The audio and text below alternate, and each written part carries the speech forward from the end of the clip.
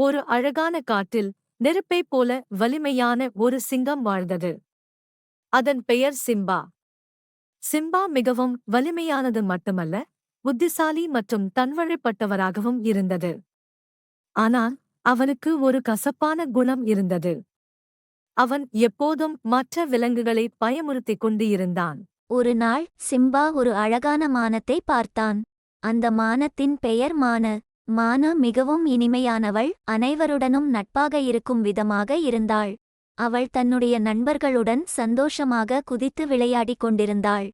Simba மானுவைப் பார்த்ததும் அவளை வேட்டையாட விரும்பினான். மானு மிகவும் பயந்து விரைவில் ஓடினாள். ஆனால் சிம்பாவின் வேகம் அதிகமாக இருந்தது. மானு மூன்றங்காணி ஓடினாலும் சிம்பா அவளைப் பிடித்து விட்டான். அப்போது மானு சிம்பாவிடம் பேச ஆரம்பித்தாள். சிம்பா, நான் உன்னிடம் ஒரு வேண்டுகோள் கேட்க விரும்புகிறேன் என்றாள். சிம்பா ஆச்சரியப்பட்டான்.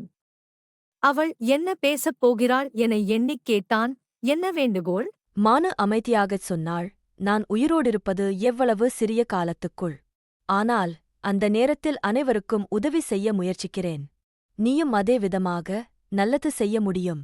உன் வலிமையை மற்றவர்களுக்கு உதவ பயன்படுத்தினால் நீயும் மகிழ்ச்சி அடைவாய்.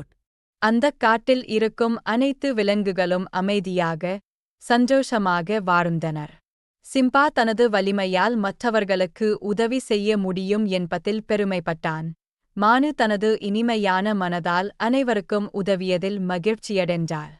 இதுபோல நல்ல மனசு கொண்டவர்கள் வாழ்க்கையில் வெற்றியடைவார்கள்.